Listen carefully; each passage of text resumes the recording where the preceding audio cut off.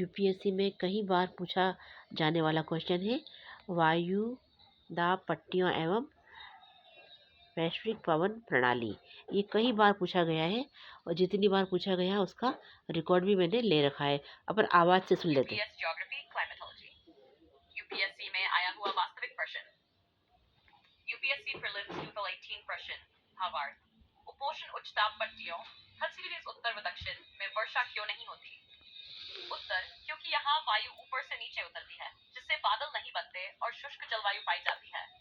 यही कारण है कि सहारा, थार, ऑस्ट्रेलिया जैसे रेगिस्तान धरती ग्रेडिस के आसपास है। यूपीएससी मेंस 2010 GS1 प्रश्न। वैश्विक वायुदाब पट्टियों का वर्णन कीजिए तथा उनका पवन प्रणाली पर प्रभाव बताइए। यही वही डायग्राम है जो आपने बनाया है। यूपीएससी मेंस 2000 प्रश्न भावार्थ। वायुदाब पट्टियां वैश्विक पवनों को किस प्रकार नियंत्रित करती हैं?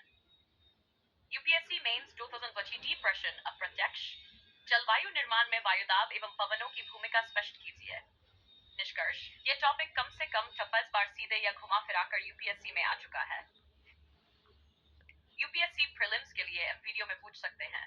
Q1, विषुवतीय क्षेत्र में निम्न दाब क्यों पाया जाता है? अधिक ठंड के कारण, बी पृथ्वी की घूर्णन गति के कारण, डी अत्यधिक ताप के कारण, डी महासागरों के कारण, अधिक उपोष्ण उच्च दाब पट्टियां लगभग कहाँ पाई जाती हैं? आंसर बी 6 डिग्री उत्तर। बी। Q3, पछुआ पवनें किस दाब पट्टी से चलती हैं? A 0 degrees 30 degrees, B 30 degrees 60 degrees, C 60 degrees 90, D 90 degrees 60। उत्तर, यूपीएससी मेंस आंसर लिखने लायक। प्रश्न, वैश्विक वायुदाब पट्टियों का वर्णन कीजिए। उत्तर, पृथ्वी पर ताप के असमान वितरण के कारण वायुदाब में भिन्नता पाई जाती है। इसी आधार पर पृथ्वी पर 4 प्रमुख वायुदाब पट्टियां पाई जाती है। 1, विषुवतीय निम्न दाब पट्टी, यहाँ अत्यधिक ताप के कारण वायु ऊपर उठती है। डी, उपोष्ण उच्च दाब पट्टियां, ऊपर उठी वायु ठंडी होकर नीचे उतरती है। उपध्रुवीय निम्न दाब पट्टियां 6, यहाँ गर्म और ठंडी वायु का मिलन होता है। थार, ध्रुवीय उच्च दाब पट्टियां, अत्यधिक ठंड के कारण वायु भारी होकर नीचे बैठती है। यही दाब पट्टियां व्यापारिक में पछुआ और ध्रुवीय पवनों को जन्म देती हैं। ओके गाइस, ये वाले क्वेश्चन मैंने आपको समझा दिया है। इसके पूर्व जो इनकी क्लास में कराया गया था वो भी मैं आपको समझा देती हूँ, वो अपन निकालते हैं वो क्वेश्चन में। ऐसे टॉपिक जैसे वायुदाब पट्टियां और वैश्विक पवन प्रणाली यूपीएससी सिविल सर्विसेज परीक्षा में कई बार पूछे गए हैं। नीचे इसका साफ उदाहरण दिया है। यूपीएससी में इससे संबंधित प्रश्न यूपीएससी सीएसई 2000 प्रीलिम्स उपोष्ण उच्च वायुदाब पट्टी जैसा एमसीक्यू आया था। यूपीएससी सीएसई 2017 प्रीलिम्स मेंस हवा के बनने डिफरेंस और विंड फॉर्मेशन पर प्रश्न था। यूपीएससी सीएसई 2019 मेंस वायुदाब पट्टियों का वितरण और वैश्विक पवन प्रणाली पर विवरणात्मक प्रश्न पूछा गया था।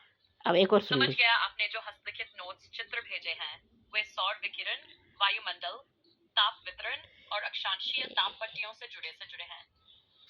नीचे मैं इन्हें शुद्ध हिंदी देवनागरी में क्रमबद्ध आप ये सुन सकते हैं। आप ये जो इनको क्लास में कराए थे वो नोट्स में आपको सुना रही हूँ, परीक्षा उपयोगी भाषा में समझा रहा हूँ। ये आप सुन लीजिए। सूर्य से पृथ्वी तक ऊर्जा का आगमन। सूर्य पृथ्वी को ऊर्जा विद्युत चुंबकीय तरंगों के रूप में भेजता है। इसे सौर विकिरण कहा जाता है। सूर्य से आने वाली कुल ऊर्जा का 10% भाग पृथ्वी की ओर बढ़ता है। इसमें से लगभग 10% ऊर्जा वायुमंडल बादल धूलकण द्वारा परावर्तित होकर वास अंतरिक्ष में लौट जाती है।